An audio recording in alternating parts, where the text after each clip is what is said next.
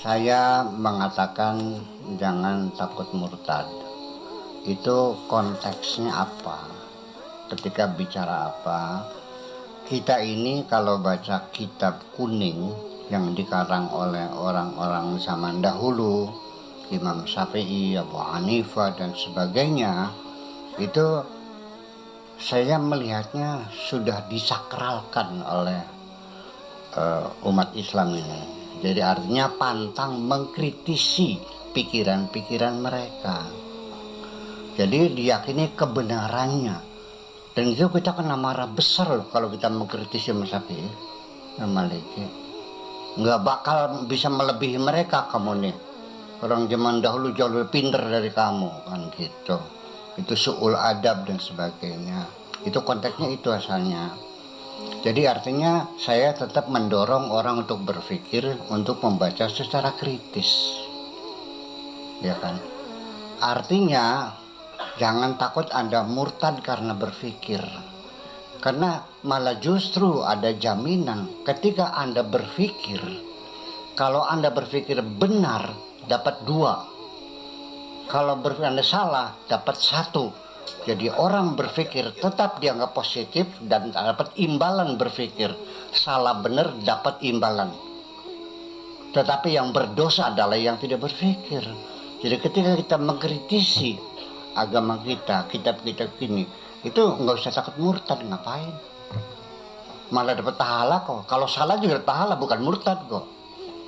Mereka aja yang beranggapan. Itu konteksnya kan itu.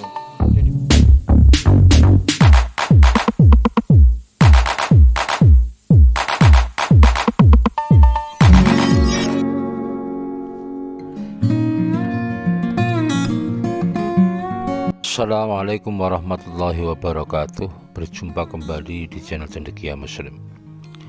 Teman-teman sekalian, itu tadi klarifikasi dari Buya Syakur ya, seorang tokoh muslim yang intelektualnya cukup tinggi ya, banyak mempunyai pengikut begitu, atau mempunyai jamaah. Sebelumnya pernyataan dari Buya Syakur soal jangan takut murtad itu menjadi satu hal yang kontroversi di kalangan masyarakat ya, mendapatkan reaksi baik itu dari internal muslim maupun menjadi gorengan bagi polemikus Kristen ya. Jadi statement Buya Syakur itu kerap kali disalahpahami bahwa Buya Syakur menganjurkan orang untuk tidak takut murtad begitu ya. Itu terutama yang kerap kita dengar di channel-channel sebelah ya, seperti Tanpa Lagi, Layar Kesaksian dan lain sebagainya. Teman-teman sekalian, memang kalau kita cermati ya, tanpa bermaksud tidak mengakui ketokohan beliau Buya Syakur memang kerap sekali membuat statement yang rawan untuk ditafsirkan negatif. Seperti saat beliau menyatakan bahwa Islam itu tidak sempurna. Kemudian yang ini juga ya, jangan takut murtad ya. Pernyataan-pernyataan seperti ini memang rawan untuk disalahpahami sama umat Islam begitu. Dan rawan menjadi korengan polemikus muslim, maksudku polemikus Kristen gitu. Teman-teman sekalian, kembali ke soal statement Buya Syakur jangan takut murtad ya. Beliau sudah mengklarifikasi, yang dimaksudkan beliau itu sebenarnya bukan beliau menganjurkan kemurtadan, tetapi jangan sampai ya keinginan kita untuk berpikir menggali ilmu-ilmu keislaman itu menjadikan kita khawatir untuk dihukumi murtad begitu. Sebenarnya ceramah Buya Syakur ini terkait dengan kritik beliau terhadap hadis-hadis yang diriwayatkan Imam Bukhari. Seperti kita ketahui bahwa Imam Bukhari itu dalam berbagai informasi itu meriwayatkan hampir 60 600.000 hadis yang kemudian diseleksi menjadi 14.000 hadis dalam kurun waktu 16 tahun. Itu yang dianggap tidak masuk akal oleh Buya Sakur. Kemudian beliau mempertanyakan. Intinya konteksnya itu. Jadi konteksnya itu mempertanyakan atau mengkritisi Islam sebagai sebuah produk ajaran agama ya, bukan dalam hal mengkritisi soal konsep keimanannya, bukan, dalam hal-hal keilmuan, baik itu ilmu hadis maupun ilmu fikih dan lain sebagainya. Dan berkali-kali aku pernah menyampaikan ya, bahwa kalau kita itu mempertanyakan hadis baik dari segi matan ataupun riwayatnya, itu sah-sah saja, karena bagaimanapun juga apa yang dianggap orang itu saat ini sahih itu belum tentu berasal dari Nabi, karena kesemuanya itu masih sebatas dugaan kuat. Berbeda kalau Al-Quran yang sudah menyatakan. Kalau Al-Quran yang menyatakan, maka kita wajib mempercayai bahwa itu adalah kebenaran mutlak. Tetapi kalau hadis boleh kita mempertanyakan, karena memang dalam ilmu hadis itu ada dua metode verifikasi ya, dari sanad maupun matan. Kalau sanadnya sudah bagus, matanya itu kita verifikasi dengan Al-Quran.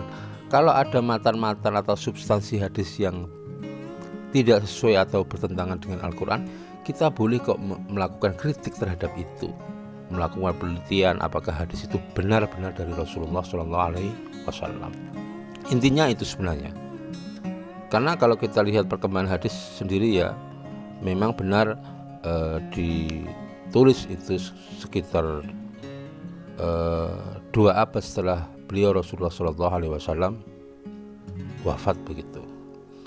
Ulama kemudian membuat ilmu verifikasi hadis ya, mustalahul hadis.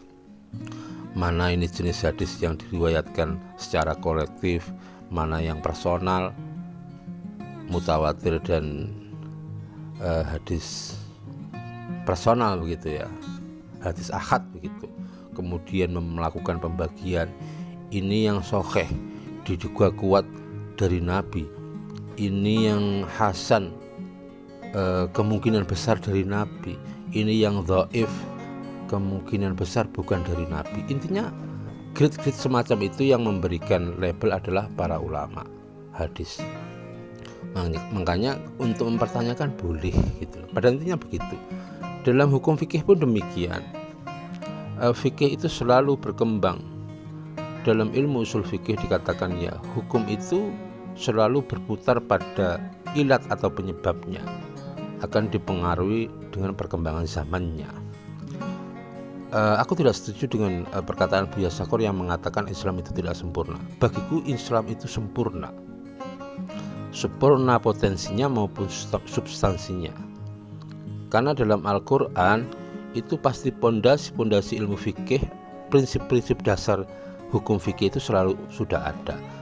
Tinggal manusia itu mentafsirkannya, menerjemahkannya itu sesuai dengan konteks zamannya. Bagiku Islam itu sempurna. Jadi pemanaan atau penafsiran baru itu pasti kita harus lakukan ya. Itulah kesempurnaan dari potensi prinsip dasar hukum di Al-Quran. Akan bisa ditafsirkan sesuai dengan perkembangan zaman. Islam itu selalu sholihun likulli zamanin wa makanin. Islam itu akan selalu relevan untuk ditafsirkan dengan perkembangan zaman maupun dimanapun, di belahan dunia manapun. Itu yang harus kita yakini. Konteksnya itu sebenarnya. Jadi sekali lagi konteksnya bukan Buya Sakur menganjurkan orang untuk murtad, tapi jangan takut berpikir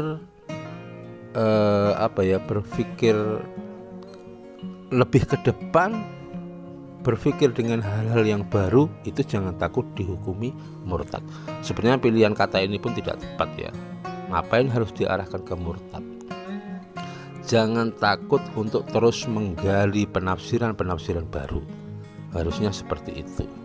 Jangan takut untuk dihukumi salah dan lain sebagainya.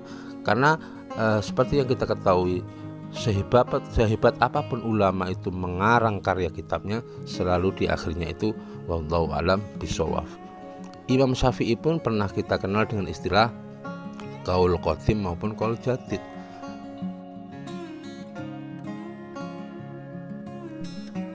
Qaul qadim dan qaul jadid itu membuktikan bahwa orang itu selalu ada evolusi pemikiran.